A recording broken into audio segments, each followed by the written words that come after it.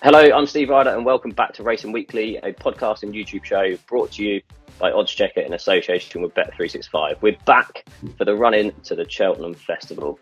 I'm covering for Rishi this week. I'm delighted to be joined by both Sam Turner and Andy Holding to not only look ahead to the Dublin Racing Festival, but also to focus on the Gold Cup at Cheltenham. We're recording on a Sunday evening. Sam currently in Dubai. Sam, how are you? Yeah, good form, thanks, Steve. Yeah, good to be with you. Caught it as much as I could over the weekend. Haven't seen every little race that's been run, but saw most of the Cheltenham card, and that looked very interesting and difficult to pick winners. So pretty relieved we didn't do a preview show last week, to be honest. Yeah. We've also had biblical rain here in Dubai for a couple of days as well, so much so that I think Venetia Williams was toying with the satellite yard at one point. But thankfully it's improved a little bit, and back this week for the DRF. Yeah, it's been a month since we obviously recorded the last episode with Johnny Ward previewing the Christmas action. If you had to choose kind of one performance from kind of over the Christmas period for our listeners to go back and have a look at, what would it be? Obviously avoiding the action just gone. It certainly wouldn't be anything Wolverhampton Wanderers have produced, but it would probably be Home by the Lee, who I thought looked an altogether more professional and compliant staying hurdle prospect at Leopardstown over Christmas. I thought he looked a more complete horse, less of the wild thing and more of a, as I say, more of a compliant stayers hurdle contender. So I thought he would probably get the nod for me, and probably a little aside as well to facile mode. Yeah. Andy, you've been in good form so far. Obviously, the start of 2023 on your tipping column for oddschecker.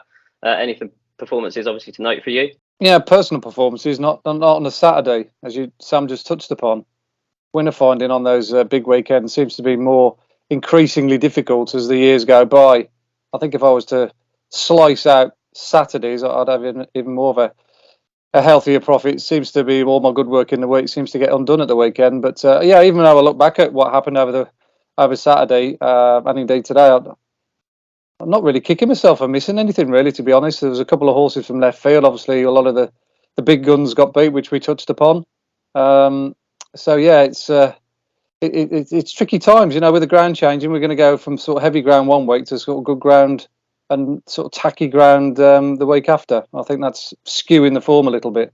Yeah, you touched on it there. We're then going to move on to our first section, which is a racing recap.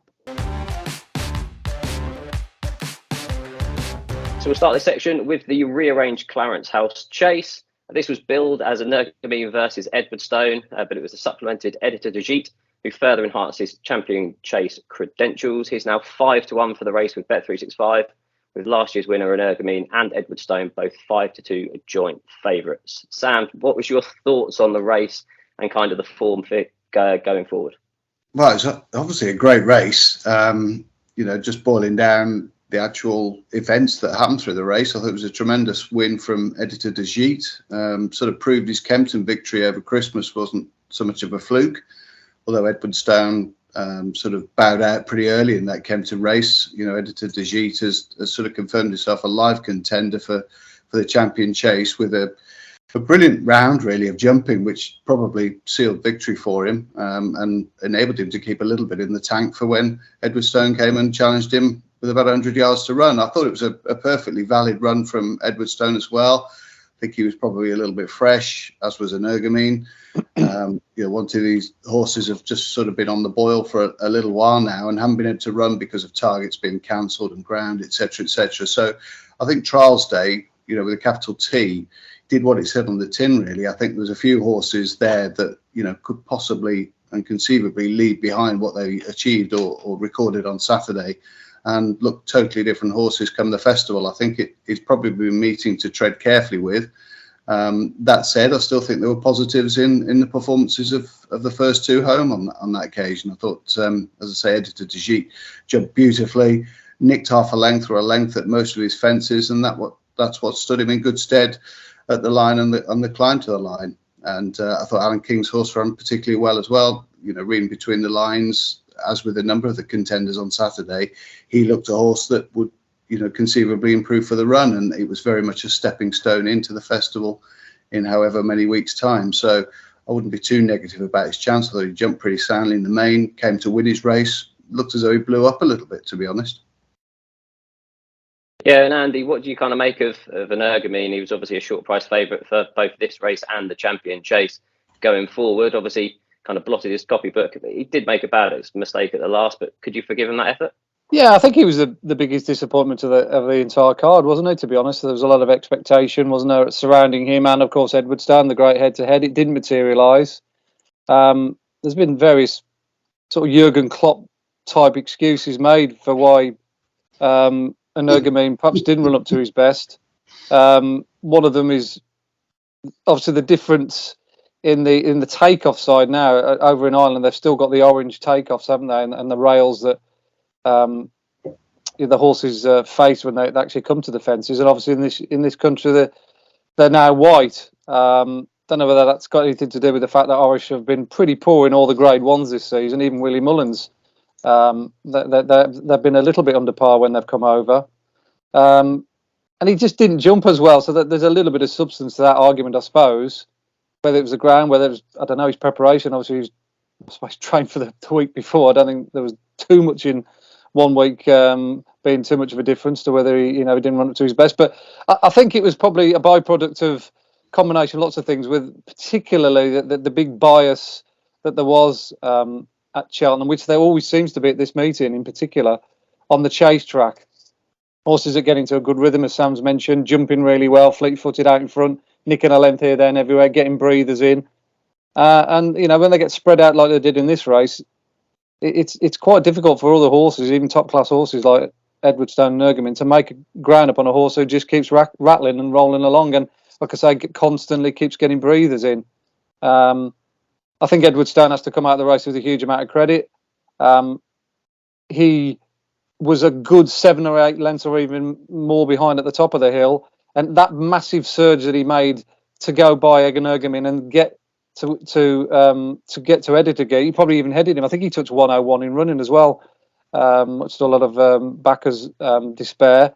And then the other horse rallying off. But I think, like I say, it was that huge effort that he put in was the reason why he probably just didn't quite get the job done. So it's no great surprise to see him usurp Energumene at the front end of the market, because he probably was the best horse in the race on the day. Yeah, the Champion Chase is going to be a really interesting race now tactically. Obviously, Energumene has made the running in the past as well. So, yeah, it's going to be interesting to see if Editor Tajik gets a solo out in front again.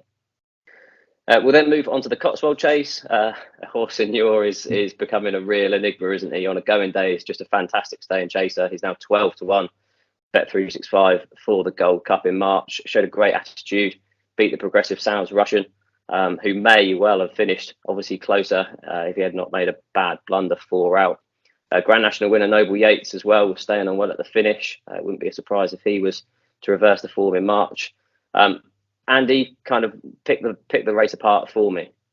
Yeah, it was a bit of a snakes and ladders race, wasn't it? Really, we had Ahoy Senior going off in front, so then he got headed by Frodon, which was the original script in the first place. He thought Frodon was guaranteed to lead, and then halfway down the back straight, Sounds Russian put in a huge spurt when his engines were fully revved up, and I think if the jockey on Sounds Russian had a chance of riding the race again, he might have just been a little bit more cautious and not so sort of rabbit in the headlights a little bit, because he went for home a hell of a long way out on Sounds Russian. He then made a bad mistake at the top of the hill, which he did well to actually survive that, to be fair. And even when Ahoy Signor rallied and came back at him on the running, and he actually fought really hard all the way to the line. So I came away from that race thinking that was a hell of a run by Sounds Russian, who was probably the least experienced of all those horses. He's yet to run in a graded race, and been running in handicaps. He's up against genuine Grade 1 performers. So I think the Jefferson team have got a live outsider there, and he won't get much credit for that. Everyone will look at Ahoy Signor, with him bouncing back and making excuses for Protectorat and Noble Yates, etc. But I said, I think if the jockey would have been a little bit more patient and conservative, and I can see why they did it, because normally he hits a flat spot in his races and he stays on very strongly. So he's gone with him. He thought, well, I don't want to disappoint him now he's in front. I'll just kick and just ride him like the stayer that we know he is. But I think that actually was to his detriment, his downfall in the end. And out of those four, at the current prices, if I was going to have a bet, I think I'd be looking towards a 25-1 for Sam's Russian as a solid-ish looking alternative to Galopin de Champs, who, by hook or by crook, is just sitting in his box. He's cemented his claims now for the Gold Cup. We'll see what he can do next weekend. Yeah, a race that we'll touch on later. Sam, when we were obviously in the studio together earlier on, you're obviously a huge fan of Protectorat, his Betfair Chase win. Do you give him any excuses after that? First, when I watched the race, no, I was bitterly disappointed, as I'm sure connections were. Reading the comments afterwards and then watching how he finished off his race, I'm a little bit more optimistic about his chance. Dan Skelton's a big believer in these horses not peaking on too many occasions during a season, and it certainly looked as though he'd left a bit to work with Protectorat. He looked trained to the minute up at Haydock. Okay, he won a Betfair Chase that sort of fell apart a little bit with a Plutard not performing. But the way that he jumped and travelled through that race and put it to bed in style, in such a good time figure as well, suggested that we were talking about a genuine Gold Cup contender. Certainly the market felt that going into Saturday's race. They made him 5-4 to beat a Grand National winner and one or two other promising horses. Now, he couldn't deliver. He looked as though he had the perfect run of the race. He didn't jump as fluently as he did at Haydock. And perhaps that is a slight question mark about him in Cheltenham. He's not quite as fleet-footed as he perhaps is on a flatter track. But look, he's got plenty of experience at Cheltenham. I just like the way he finished off his race. He looked as though he was going to be a big threat. He then sort of faded, and Ahoy Signor took 6 or 7 lengths out of him in a matter of yards, which was a bit dispiriting, I should imagine, for the Skelton camp. But then he sort of rallied after the last, and you thought he was going to drop out the back of the telly and finish a very poor fourth, and he's back on the heels of them as they cross the line. And I think there's 20-1 available in the village. I think Bet365 is 16-1. I don't think that's a ridiculous price. I think that's a very fair price. And just given his connections and given the way that they are so brilliant at targeting big days, the fact he's got plenty of experience as well of Cheltenham, he wouldn't want a massive field. I don't think he's got a great record in big fields. That would be my only sort of caveat. But I think also perhaps the ground, if it was a little bit softer come Gold Cup day, that would play to his strengths as well. I just loved the manner of his Haydock win, and I don't think that was his true showing at Cheltenham on Saturday. So I'd definitely afford him another chance, I think. Okay, couple of each way prices then. The lads looking forward. Obviously, we'll touch on the Gold Cup in a bit more detail later on in the show. We'll then move on to the Cleve Hurdle. Paisley Park was obviously bidding for a 4th win in this race, but it was the French raider Gold Tweet who actually won really easily in the finish. He still needs to be supplemented for the Stayers Hurdle, but it does look an open renewal for the race this year. Sam, I'm sure they are going to supplement him for it. Would you give him any chance? Yes and no. We have to put into context what he beat. Obviously, Paisley Park didn't really shine. Came a week quicker. The long walk, I think, or the break between the long walk was a week shorter than it has been in past times. So I wonder whether he's just feeling that a little bit. I don't know if they went to a genuine enough gallop to help him hit that flat spot that he seems to need and then rallies out the back of that. That was just a sign, really, that perhaps he just wasn't himself. And Dasher Drasher is a grand horse who sets a reasonable tempo and takes some passing. He's just a very admirable horse. But we're talking about a couple of horses that are quite long in the tooth, really, 10 and 11 years of age, and it just could be that the younger legs outspeeded them both on Saturday. So I'm not sure as a trial what the winner actually achieved. But look, we can't knock him. He's described as having plenty of pace. The decent ground probably suited him. The going allowance suggested it was very much on that hurdle track, on the good side of good to soft, quite tight after the frosts. So that might have played to his strengths as well a little bit. And perhaps Paisley Park's old bones just felt it rattling around on that quicker ground at Cheltenham. So I wouldn't dismiss him, but I think we've got a couple of stronger contenders, perhaps even 3 if you include Florian Porter again, from Ireland, that are going to take a bit of beating.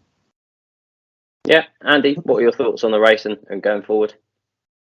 Yeah, I was quite impressed with him. The way he went through the race, I think that's the encouraging sign. He's got a really good cruising speed, so it doesn't matter really what the tempo is in the stage, and you'd imagine there'd be a reasonable gallop on there usually is. It'll certainly help him. I think he was a revelation over the trip, wasn't he? You look at his French form, which I did going back today just to see what he'd done before, and I'm thinking, well, how did we miss him? All his best forms shy of 2.5 miles. So he was unexposed at the trip. He'd never run over it before, and like I say, yeah, he seemed to stay it very, very comfortably, beating two, as Sam says, reasonable yardsticks. I think you'd probably rate the race around Paisley Park, although he may not quite have been at his 100% best. But look, he is 11, and I suppose that was always on the cards to a certain degree. But look, in a wide open year, when you could still fancy 4 or 5, and Marie's Rock all of a sudden who's coming into the equation, looking on oddschecker today, that there's a sea of blue for that. So there might be a bit of a changing of their guard there with Epitome maybe going for the mares, and who knows, they might stick Marie's Rock up in trip and bypass her own sex. So there's a lot to ponder in that division. It's been a bit of a mess all year. Home by the Lee set a marker down the other week from winning Leopardstown. Then T-Hooper all of a sudden won the Galmoy, he's favourite, and now we've got a French horse a lot of people probably haven't even heard of come Saturday. All of a sudden, he's a Johnny come lately, as it were. So yeah, it's still a wide open race. Probably one of the most difficult to fathom of the entire festival. It's been that way really all the way throughout the season. Yeah, and on this show we will be touching on some of those championship races each week on the run-up on Racing Weekly all the way through until the Cheltenham Festival. So look forward to the Stayers Hurdle because, like you said, it is a little bit of a mess at the moment. We'll then recap the remainder of the undercard at Cheltenham. We had Comfort Zone winning the Grade 2 Juvenile Hurdle. He's now 10-1 for the Triumph Hurdle with Bet365. You had the Cross Country back on the lash, obviously winning, but Delta Work seemed to further enhance his claims. Il Ridotto beat Fugitive in the handicap chase. Both are now 10-1 with Bet365 for the plate. And then you had the classic Novices Hurdle, Rock My Way, is now 20-1 for the Ballymore and 16-1 for the Albert Bartlett. Sam, I'm going to come to you to recap the remainder of Cheltenham, kind of what took your eye, anything in behind, kind of moving on towards the festival. Well, I won't talk about Comfort Zone script writer because I think that Andy probably had a bit of a chat with Milton Harris after that race, so I'll leave him to reveal what Milton had to say. Yeah, I thought there were some interesting performances. I liked Il Ridotto. I think with the cheek pieces on, he obviously got a pretty aggressive ride as well, which, as Andy's alluded to, was well suited to the way that the track's riding there at Cheltenham at the moment on the chase course. I was impressed with him. He certainly knuckled down. He didn't duck in behind as he had done previously. I think the cheek pieces sort of ironed him out a little bit. So he beat Fugitive. They came 15 clear. It was a good effort from Phoenix Way, who came from a long way off the pace to take fourth. And that effort and that burst that he tried to produce took its toll in the closing stages of the race. But I think there's a nice race in him somewhere. And I was just really, really taken with Stage Star again. I mean, I was lucky enough to be at Warwick when he won earlier on in the season. And then he obviously went to Newbury and disappointed before getting the confidence booster at Plumpton last time. But just that performance at Warwick, which is a tricky track to go and jump 7 fences in the last mile of the race. And he just reminded me so much of Brave Man's Game, really, the way that he went round there on rails and was so sort of foot perfect, the precision at his fences. And it was more of the same, really, at Cheltenham on Saturday. I know a lot's been made the fact that he defied top weight, but I don't read too much into that. He was a class horse. He was a Grade 1 winner, and he was entitled to go and do that if he was in good nick, and he certainly was. He didn't hang so badly left. I just thought he got a beautiful ride from Harry Cobden, who's certainly produced some of the best rides I've seen this season. I think he's just excelled, admittedly, on some very good horses. I thought it was another good run from the second. Dad's All Right Gino, the pennies finally dropped. He's been tried over 2.5 after banging his head against a brick wall over 2. I think that played to his strengths, and if he hadn't dived at the last 2, he might well have bustled up Stage Star. But it was a really smart performance from the winner, and I think he's entitled to have a go at something like the Turners now. He's already proven that he can go around Cheltenham, and just the way that he jumps. We saw it on Saturday, 2 or 3 different examples, really. Horses that get into good rhythm from the front just keep pinching. They can just get a breather in, as Andy alluded to earlier on, and it doesn't half help in the closing stage of the race. And Stage Star won with a good bit in hand. He probably could have carried 150 and won very comfortably on Saturday. So he was one of the horses I'd take from the card, really. Excellent. Andy, I'll get you to touch on scriptwriter, as kind of nicely put. Yeah, I was just having a quiet drink with a couple of friends and who popped into the same rumours me was Milton Harris, and I haven't seen him for a little while now. I've just got chatting about one or two things, and he was absolutely fuming. He was still mad as anything about not winning that first race. He said, "I'm not a particularly bad loser," but he said that one's going to stick with me for a little while. I think the pre-race chat between him and Paddy was very much along the lines of whatever you do, don't hit the front too soon. So unfortunately, having travelled well in the race and found himself in front coming off the home bend, Paddy then obviously quite rightly decided to stay where he was in his lane and to hug the near side rail. But in doing so, he's obviously got Script Writer in front, and it's a long way home, as we know, up the hill at Cheltenham, and he's just got outrun by Comfort Zone, who had a much more conservative ride, a stalking ride. And he didn't have a chance to retaliate. His words to me were that, look, if they meet again at Cheltenham, he'll definitely get his revenge. Whether he's good enough to beat Lossiemouth and one or two others, he's obviously open to debate. But he did stress to me as well that he's a much better horse than Night Salute by a long way. He just said there is a different class between the two of them. One's a 105 rated horse on the flat, whereas Night Salute was probably rated in the 70s or something like that. So he overachieved last season. So yeah, I think Milton is quite bullish about his prospects of certainly running well in the Triumph Hurdle. Not sure where Comfort Zone will go. There's still talk about him, depending on what the handicapper does, maybe going in the Boodles. And of course, JP's got the likes of Takeo and Risk Bell, who are due to run next week in the Spring Juvenile. I think that's going to tell us how we stand with JP's horses regards Boodles or Triumph Hurdle. Whether they'll want to finish anywhere near Lossiemouth, and obviously that's got to be factored in next weekend with regards contenders in that, or the refugees out of that with regards handicap marks. That obviously remains to be seen as well. So that division is just beginning to work itself out. Of the rest, I thought the Il Doradoto Fugitive race was a very good one. It was the top on the time figures that we keep. The back end sectionals were on par with the other chase races on the card, which suggests they've gone very hard all the way through and they've maintained a strong gallop. Il Rodito definitely benefited from making the run in, so you've got to upgrade the second Fugitive, who was 4 or 5 lengths behind him all the way through, but then got to within perhaps a head or a neck on the run in before the other horse pulled away. I think the ground was probably a little bit too lively for Fugitive as well, talking to his owner afterwards.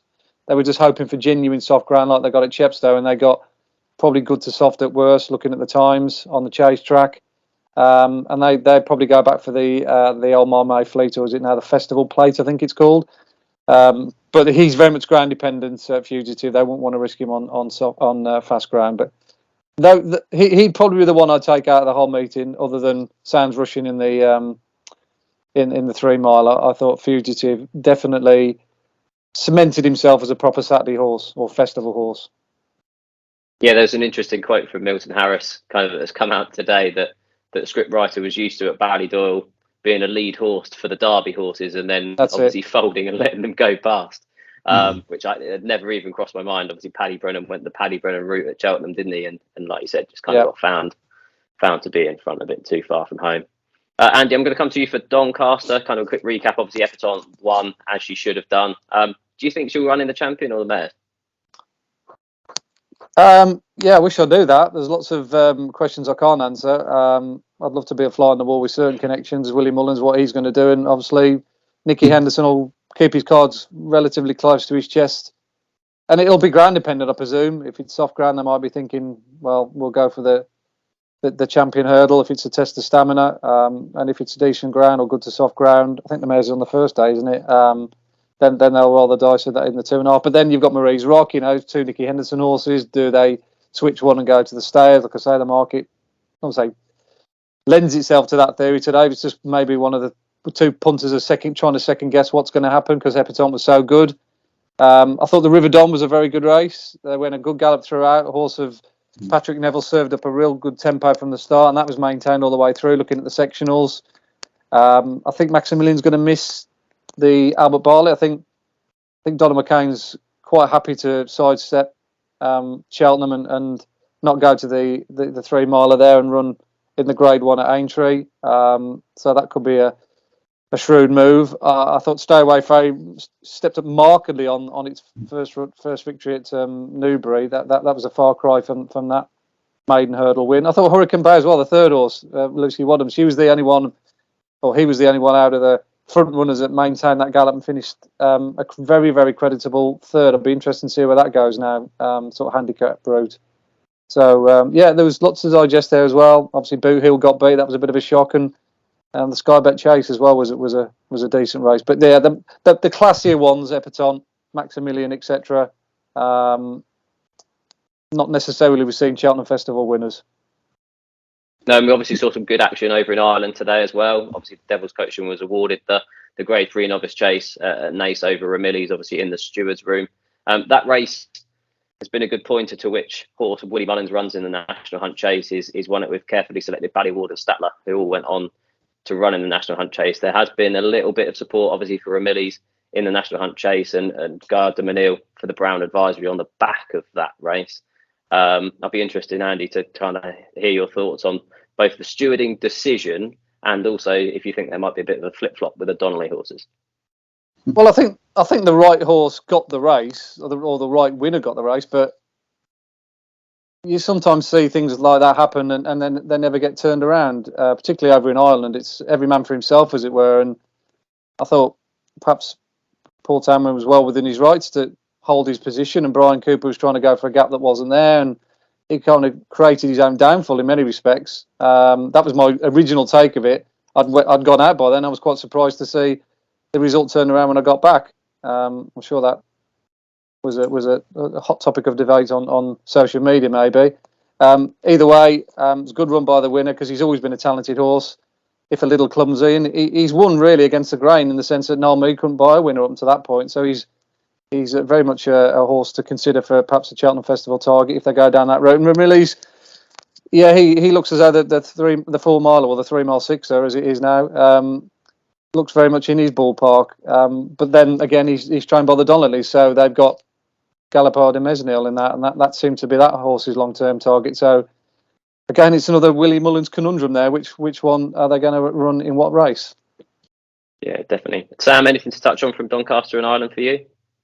Just the Doncaster race, which Andy alluded to, the River Don. Just the runner-up, Stay Away Faye, who ran in that Newbury race. I think a lot of the jockeys were sort of reporting that felt like a proper novice hurdle. He just looks a 3 mile chaser in the making already, doesn't he? Really, just a big, long striding galloper. You can just imagine him in something like the Brown Advisory next year. I think Paul Nicholls will do really well with him, and he's just one of a raft of really talented novices that Paul's going to have a smashing team of novice chasers next year. I know it's very easy to just say those sort of cliches, but I don't think he's quite had that strength and depth in the novice hurdle ranks for a while. And you're looking at it now, he's winning grade 1s and grade 2s with his hurdlers. He's going to be some force, I think, in the next 2 or 3 years if he can keep the wheels on him.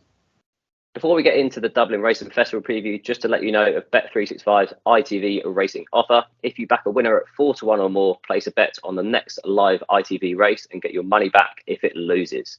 That's money back up to £50 and applies to the first single bet placed. Bet restrictions and T's and C's applies. New and eligible customers only. So we'll then move on to Saturday's action at the Dublin Racing Festival. We'll start off in the Spring Juvenile Hurdle. Vauban won this last year for Willie Mullins. He has 5 out of the top 6 in the market for the race this year. Lossy Mouth is the shortest price of those, currently 11-8 with Bet365. Andy, do you see her as the most likely winner? I'm sure you probably do. Yeah, I also think there could be lack of opposition here. It depends how sort of aggressive one or two other set of connections, if you like, are. Obviously, your Takayos of this world, what have you, whether they want to roll the dice and see if they can sort of beat Lossy Mouth, who's looked imperious in her division, not necessarily on the clock yet in any way, shape or form. She's run a couple of nice times, but not as good as Comfort Zone or Blood Destiny, her main market rivals. But I wouldn't have that as a thing to beat her with at the moment, because I think she's probably capable of a hell of a lot more than what we've seen. She's won a races with a consummate amount of ease, almost against the bias as well, particularly first time out at Ferrier. She went all the way around the outside and still beat a good field. And that Spring Juvenile is the preeminent trial, isn't it, for for the Triumph. Not only Vauban has won it, many horses have won that particular contest. Desi Hughes' horse, the name escapes me. A few years back, Arcana, yeah, should have remembered him. Goodness me, the ill-fated Arcana. He's another one that springs to mind. So I think we'll learn a hell of a lot from what goes on in that particular race. If Lossiemouth comes through it with flying colours as expected, then she's going to cement her position at the top of the tree in the Triumph Hurdle for sure. Definitely. Sam, anything to touch on in this race? I'm just interested to know if Andy thinks that Blood Destiny will run, because Willie Mullins isn't averse to running more than one in this race, even if he's got a fancied horse. I think last year he either ran 3 or 4. The year before he ran 3, I think. So, but I do share Andy's view that we've got to be careful. We might get a small field here, which might be a bit disconcerting, really. I think we've had 5 and 6 and 7 runners in the last 10 years in this race, which is a bit disappointing, really, given, as Andy alluded to, it's a preeminent trial for the Triumph Hurdle. But I think if Blood Destiny runs, and I'd like to see him run, because I think he could just do with a little bit more education. I think he's obviously a very live contender for the Triumph. He's second favourite, so no revelations there. But I just thought he lacked focus last time, and I just think a bit of match practice wouldn't do him any harm. I was very impressed with him first time out. I mean, he looked at absolute natural first time, and just last time, whether it was all just coming too easy to him, he just, as I say, lacked a little bit of focus, was a bit sloppy at a couple of his hurdles. Didn't stop him bolting up in a very fast time, mind, but they just want to put a little bit of, I don't know whether it's manners on him or just make sure that the 1%ers are taken care of, and it'd be interesting to see him run here.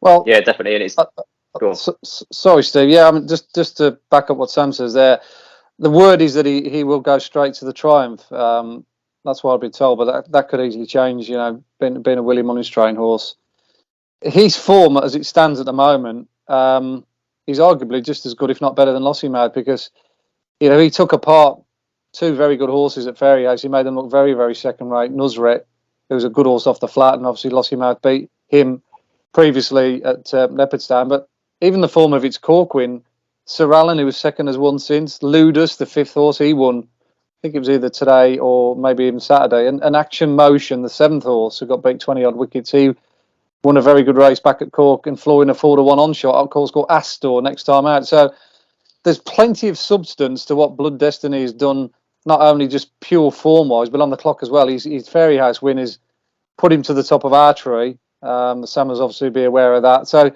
he is a very talented horse. So if he was to be parachuted into this race against the sort of the vibes in the jungle, then I think he would give Lossiemouth a hell of a lot to think about. But it is a race where I think a lot of, like I say, connections of Takeo, Nusret, are they going to run hard against Lossiemouth to their detriment of handicap marks to the Doodles? That's the equation or the conundrum punters have got to look at. Yeah, definitely a race to watch and look who's been smuggled in at the back of the telly, trying not to finish too close. We'll then move on to the Irish Arkle, another race that Willie Mullins dominates the entries. He has the likes of Dice Art Dynamo, Appreciate It, El Fabiolo, Samoa, Flame Bearer. You can just keep reeling them off. Sam, who do you think is going to run here, and who would you be with? I couldn't hazard a guess. I mean, there's 1 or 2 of them that look as though they could do with some match practice, if I'm honest. They look class horses in the making. I mean, Cracky's going to have a raft of these 2-mile chasers. I mean, Appreciate It is 4 from 4 round Leopardstown.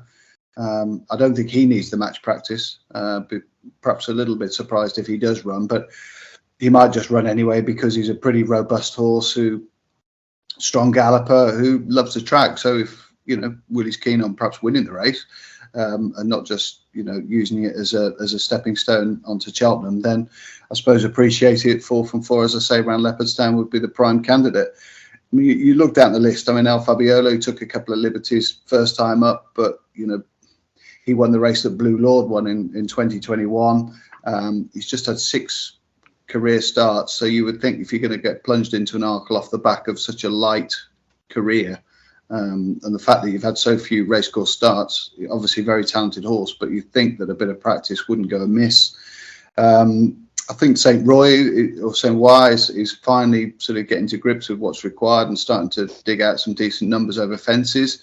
Quite impressed with him last time. The fact that he's obviously got a little bit, he's a strong stayer at 2 as well.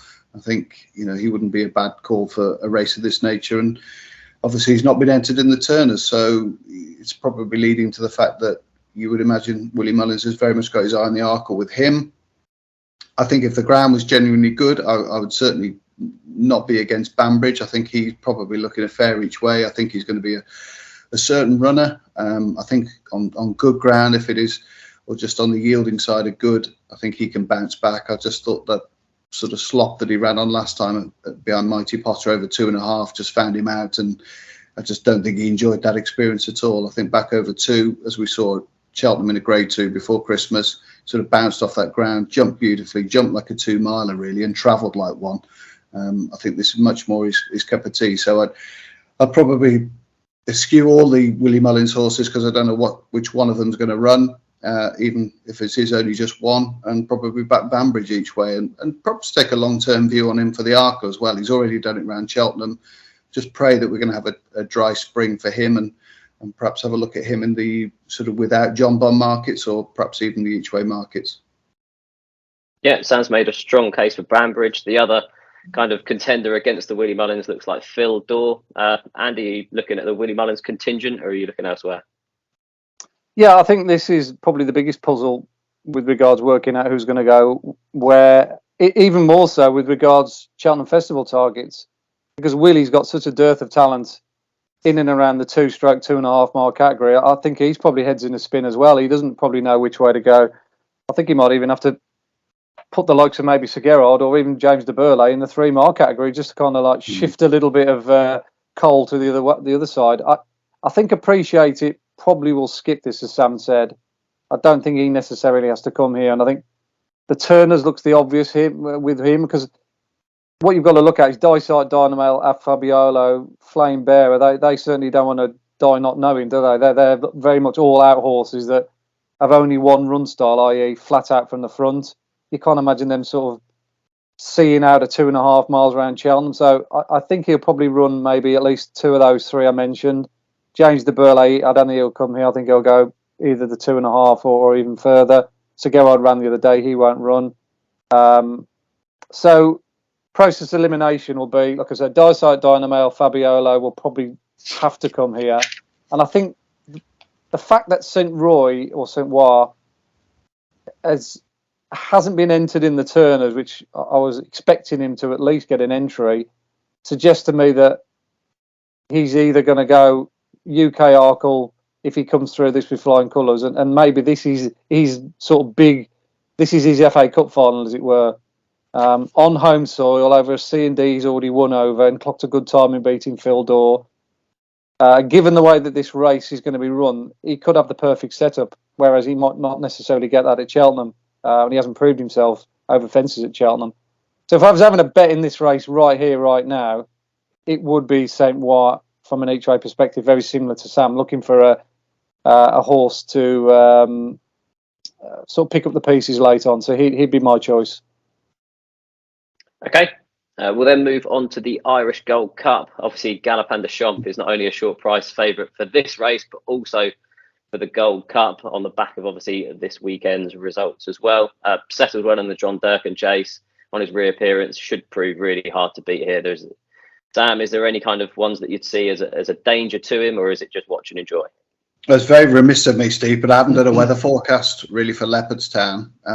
Andy, have you seen anything regards wind, rain, anything? Yeah, there is a bit of forecast rain coming in midweek. How much we're going to get, I don't know. It all depends which publication you read. There's always some scribe somewhere saying that we're all going to need to get into the nearest arc. So it just all depends. But yeah, I think there is going to be a bit of rain towards the back end.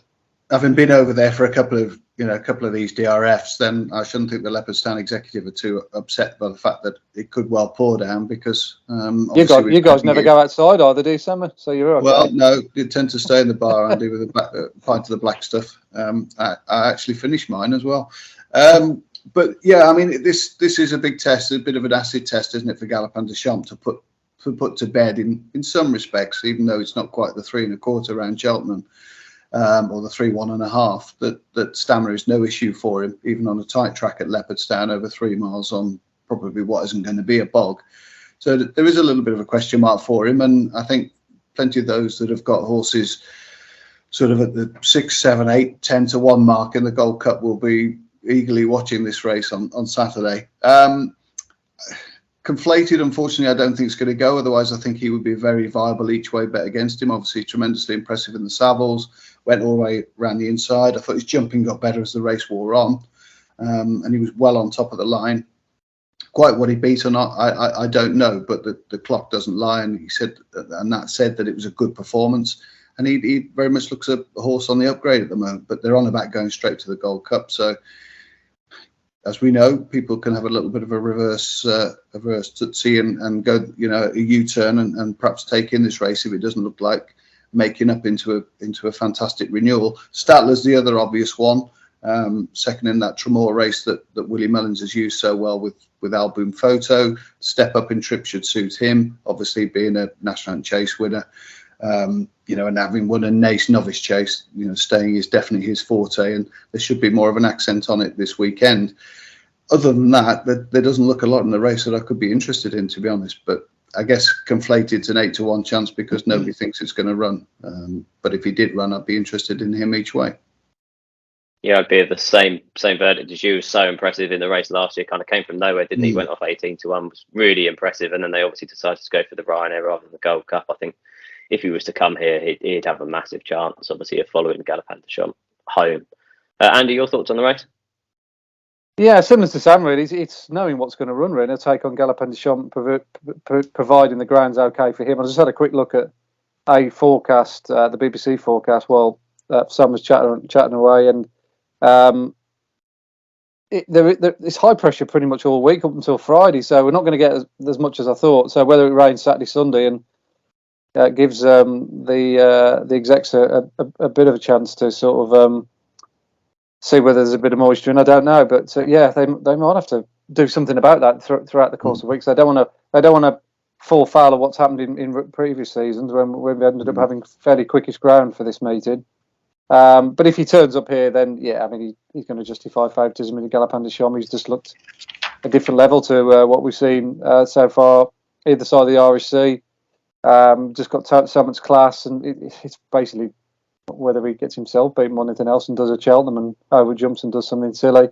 I think he'll probably be the banker of the sort of short price favourites. You've got Facile Vega, you've got Blue Lord, which we'll touch upon. There's going to be a lot of those skinny ones over the weekend, and I think like I say, he's one that bookmakers will probably want to try and get beat somewhere, shape or form. Yeah, well, if it is forecast rain for Saturday, Sunday, Sam, I'll see you at the bar. Don't worry, Steve, I'll get you one in. Andy, was there anything else on the Saturday card that took your fancy? I'm quite interested in the bumper. I think that's probably going to be one of the most informative races of the entire weekend. There's a hell of a lot of nice horses due to run in it. A lot of them we don't know how good they are because they haven't run in the kind of races that allow them to be. But they've just looked very impressive against pretty much modest fodder. But the one who sets the standard is Facile Mode with an S in it. He's just had the one run. And he was a bit of a shock winner as well for the Thomas Mullins camp. They don't often have bumper winners, let alone at big high-profile meetings such as the Christmas meeting. But this boy did the job not only really well visually, beating a well-regarded horse of Willie Mullins, who's called Lecky Watson. He's posted the quickest time figure that we've got so far by quite a way as well. He basically ran up to championship level. I think a similar mark to what Facile Vega did when he won first time out last year, and we were all eulogising over him.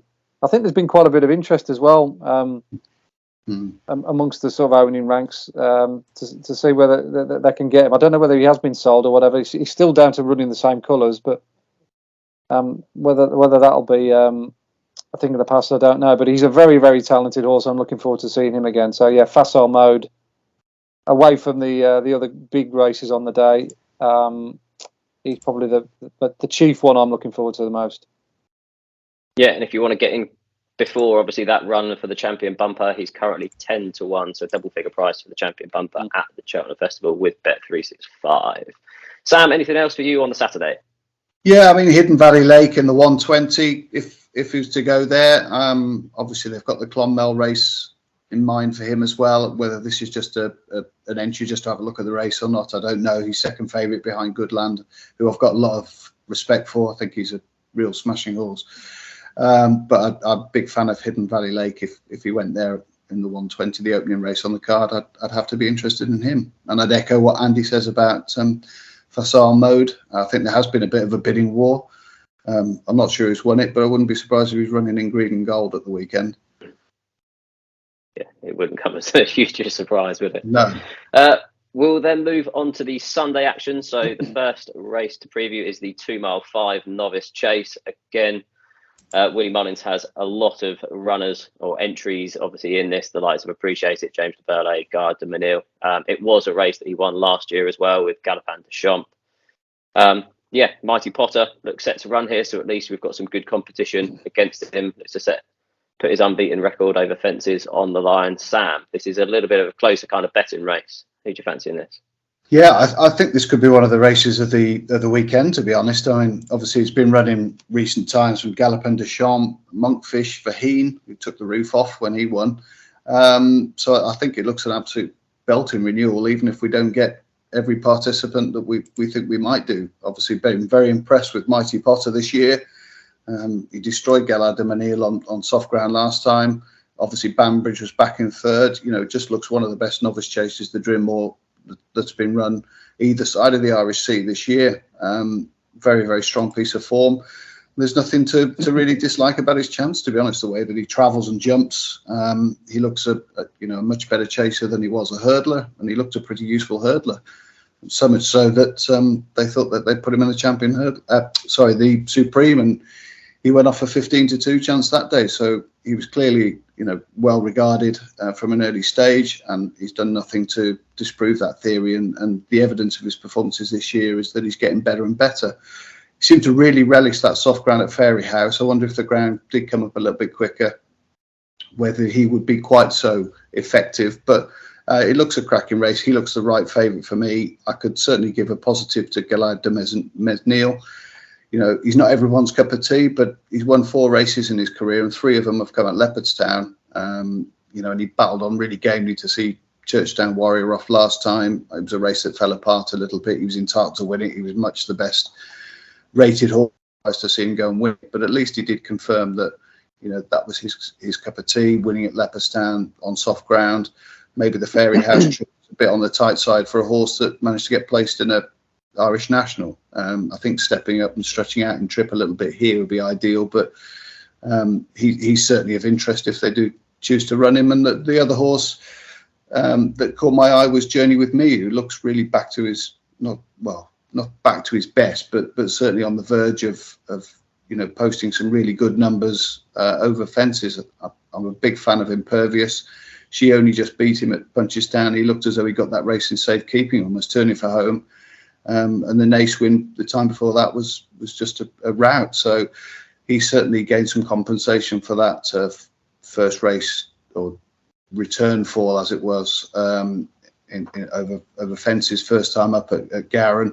And I think he's impressed on his last 2 starts. He's stepped up markedly on what he's achieved over hurdles. So I think he's another player. I think he's as big as 10-1. He's already got a bit of course form around Leopardstown over hurdles. I think that could be a tall price.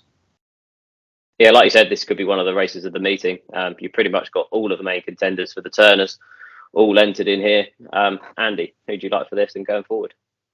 Yeah, I think, to be fair, Sam summarised this race perfectly. There's not a great deal I can add. It's interesting that I don't know whether Coral Stroke Laddbooks have got some kind of in here, but Gallard de Menil's not in their betting. So whether they've heard that's going to be a non-run and doesn't ship up here, I don't know. But if he does, then I think he's probably the one I'd look to back personally, just because of his C&D form. His overall levels of form are good, and I think wherever Mighty Potter finishes, he's likely to be on his coattails. So I thought from an each-way perspective, he was the one that looked the obvious one, around about 6-1 to me. But like I say, maybe the people in the know there know a good deal more than I do. Yeah, and Journey with Me, Sam's mentioned him as well. I mean, that run in getting beat by Impervious on the clock is certainly one of the best novice chases that we've got so far this season. Certainly up with the Drinmore form anyway. And I think Impervious will take quite a bit of beating in her category in the mares. And it's interesting as well with Journey with Me that Henry de Brommen didn't enter him in the 3 miler at Cheltenham. So he's very much thinking staying in his lane over 2.5 miles, which I think's got to be significant because he looked as though perhaps a trip might just suit him. But maybe that is going to be safe for further down the line. So, yeah, I think we got the right favourite, Mighty Potter. Couldn't argue with him. But if he does run, then Galliard de Mesnil would represent my each way, 5 each way. Okie doke. We'll then move on to the Dublin Chase. Willie Mullins has won this race on all 5 occasions. Blue Lord, again, is a short price favourite, won the Irish Arkle at the meeting last year. Just has a fantastic record. 6 from 7 over fences, only defeat coming in the Arkle. Andy, are you a fan of this horse? Yeah, it's hard not to be, really, to be honest. He's probably one of those ones that has never really got a great amount of credit. But all of a sudden, his set of connections were probably the happiest with what happened over the weekend, weren't they?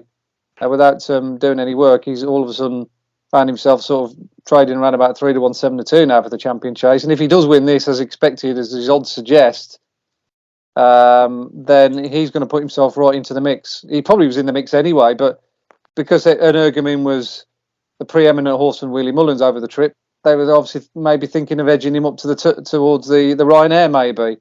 But now they'll probably have to rethink. They'll say, well, look, it's an open division all of a sudden with Energumin not quite at his best of the day. And if he wins what is really effectively the Irish equivalent, then why would they want to change tack with him? And he isn't going to get too much competition. Chacun pour soi, I don't think he'll probably run. He ran moderately the day. Energumin obviously won't run.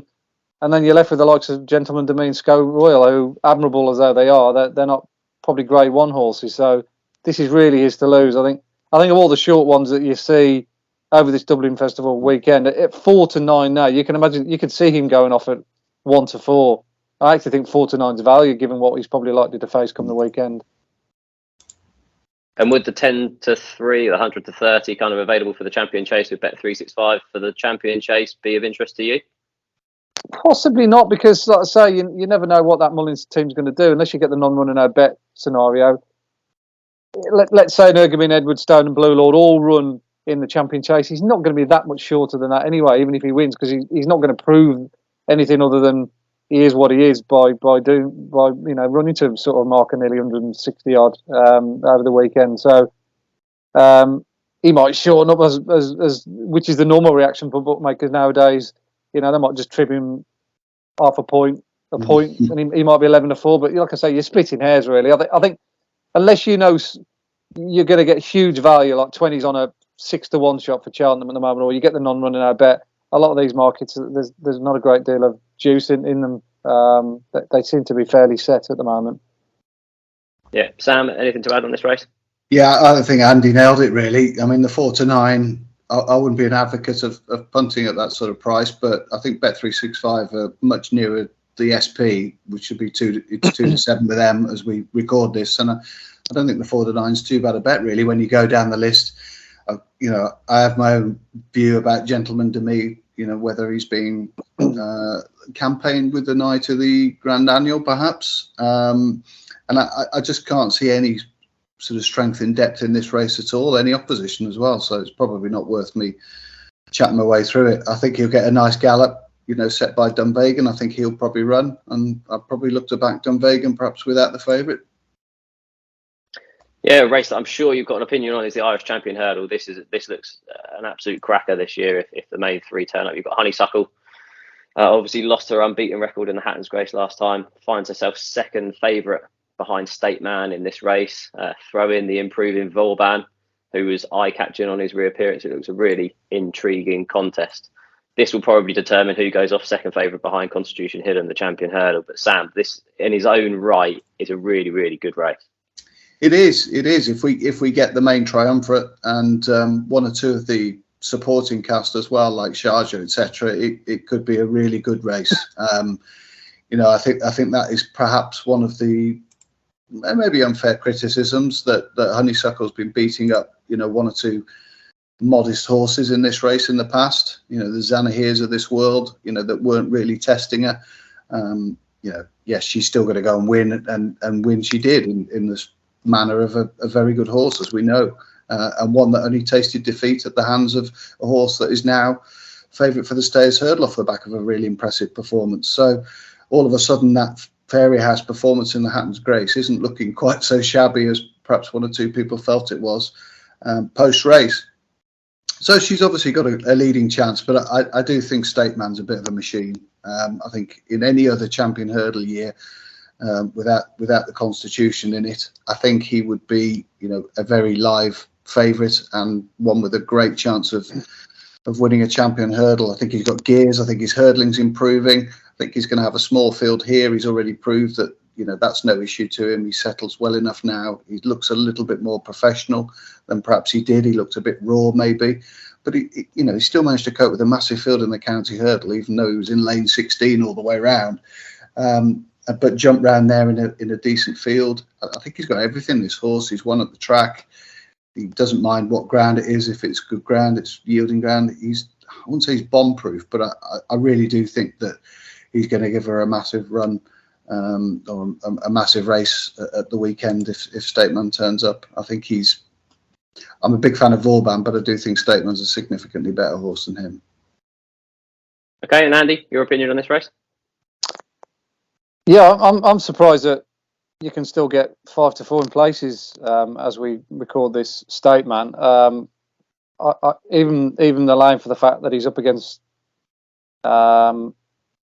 Miss Ireland, as it were, Honeysuckle. I think he'd be more 4-6, 4-7 on the day.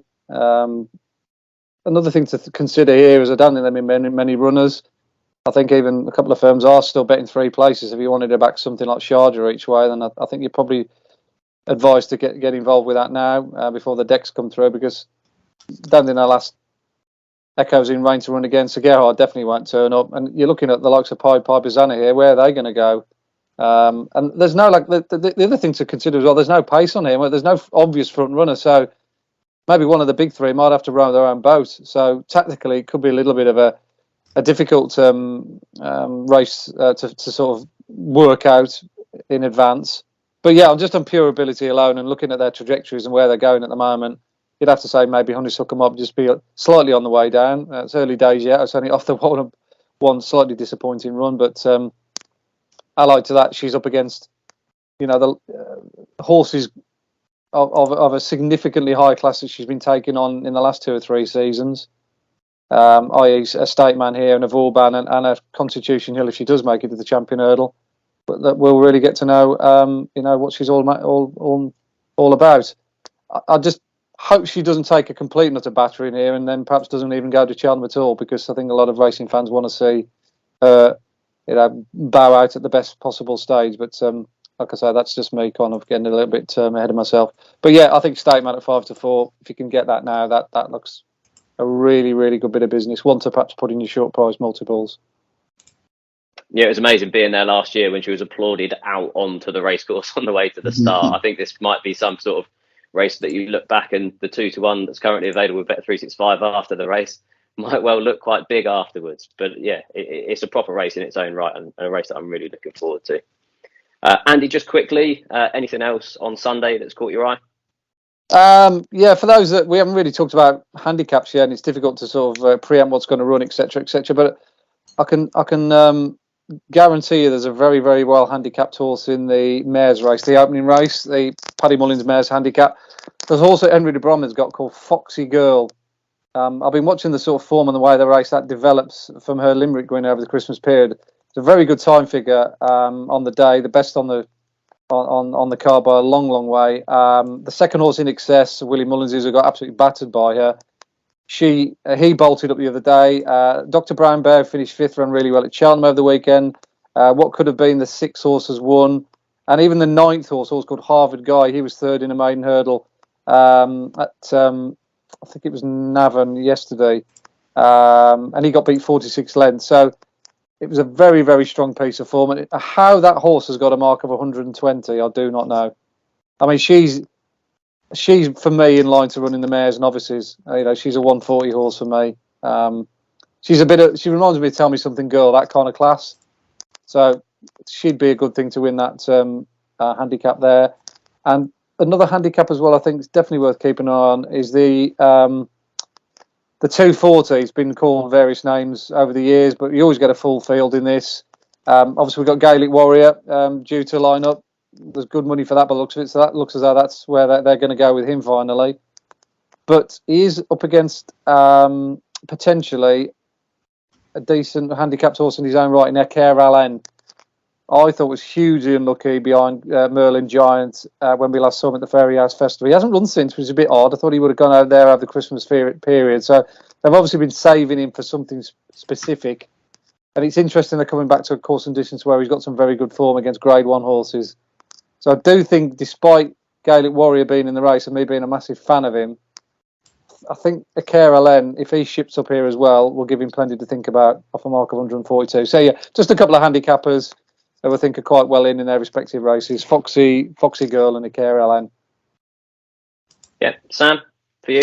I'm going to plead the Fifth Amendment, Steve, if that's all right, and I'll leave you with Andy's. I would be surprised a little bit if Gaelic Warrior did run and blow a mark of, the mid 140s, because I think he's got, big targets ahead, probably at in the Cotswolds in a few weeks' time. So, if you were to back Eker Allen, it looks more of a plan for him to run in this than perhaps it does for Gaelic Warrior. So, I think, like Andy says, that price might not hang around. He was only 8 or 9 lengths, wasn't he, behind Vauban in the Spring Juvenile last year. So he's got plenty of course and distance for him, as alluded to. So he could be the one in that race, yeah. Yeah, I think both Rich Ritchie and Willie Muns have both said the name of this race in interviews, just kind of as a byproduct, and all they have to do is mention a race and he'll obviously shorten for it. So if he was to run here, you'd imagine that they're targeting something like the Supreme or the Ballymore rather than one of the handicaps. But interesting to see if he does run. He's definitely going to be well supported. And that brings to an end our Dublin Racing Festival preview. We'll be back shortly to have a look at the Gold Cup preview. Before we get into the Gold Cup preview, don't forget to sign up to Oddschecker's brand new Cheltenham Super Service in the build up to the festival. Find exclusive insight from Andy Holding and Johnny Ward, as well as market movers, news, giveaways, and even access to exclusive events, including a live showing of Racing Weekly in the week before Cheltenham. The sign up link is in the description below. Join hundreds who've already joined the Super Service. Each week on a Racing Weekly between now and the festival, we'll be focusing on one of the main races at the Cheltenham Festival. And this week it is going to be the Gold Cup. So I will just run through the betting with Bet365 for the race. They currently have Galopin de Champ favourite at 6-5, a Plutard 8-1, Noble Yates 8-1, Statler 8-1, Brave Man's Game 8-1, and it's 12-1 and bigger the remainder. Sam, I'd like you to go through a few of the main contenders for the race before then giving your fancy. Okay, Steve. Well, we'll perhaps start at the top of the market, obviously with Galopin de Champ, who's looked a complete beast when he's completed. And unfortunately for a good number of us, he didn't manage to do that at last year's festival through no fault of his own, really, just sheer bad luck. But subsequently, he's won 2 races by a cumulative total of 31 lengths. He destroyed Fakir Duderie at Punchestown last time in the John Durkan, and obviously that was an exemplary performance. Fakir Duderie doesn't suffer defeats very easily over 2.5 miles. He's got a very consistent strike rate. So for Galopin de Champ to run all over in that day just confirmed what many of us thought, that he is a bit of a beast. But he's going to have to prove that he's an absolute beast over 3.25 miles at Cheltenham, and there are plenty of horses in here against him that have got plenty of Cheltenham form, lots of festival form as well, and there's many ifs and buts and plenty of water to go under the bridge before we get to the festival, not least with the DRF this weekend and another sort of test and assignment for Galopin de Champ. Personally, I'm looking down the market. I think there's plenty of quality down the market. I think there's a bit more strength in depth, certainly this side of the Irish Sea, than we've seen for a while. Obviously, there's a question mark over L'Homme Presse. But I do think, the likes of Braveman's Game on genuine spring ground, I got a chance of seeing at the 3 1/4, and his jumping will stand him in great stead. Ahoy Signor is starting to compile a lovely CV at Cheltenham, second in a Brown Advisory, winner of a Cotswold Chase.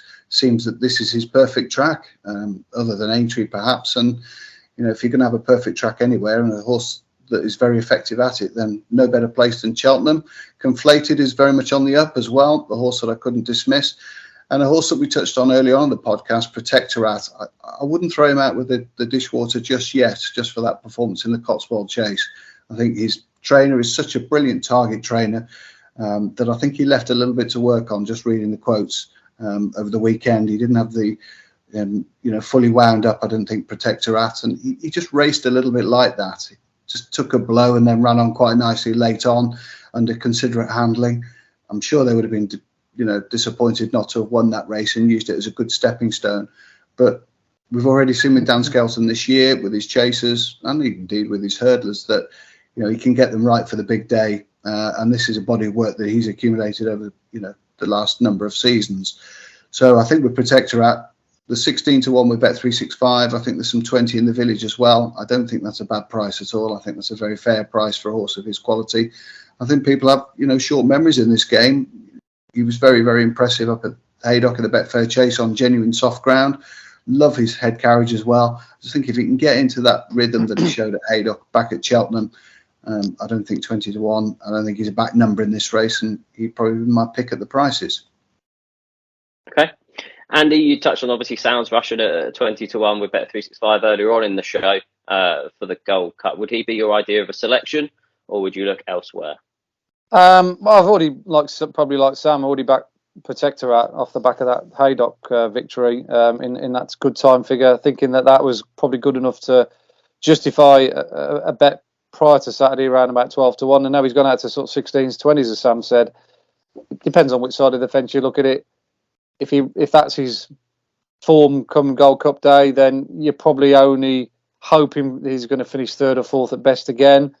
He'd probably need a little bit more softer ground. And is he a flat track bully? I don't know. His best 2 runs in his life seem to have come on those under those circumstances, i.e. Haydock and Aintree, of course, the year before, when he's been off the track for a long, long time. So yeah, I'm up in the air with. I'm quite open-minded, let's say, with Protectorat. I've backed him. So look, if he goes and comes back to his best and whoopee kind of thing, it's great. But I wouldn't back him again. I wouldn't necessarily be diving in again.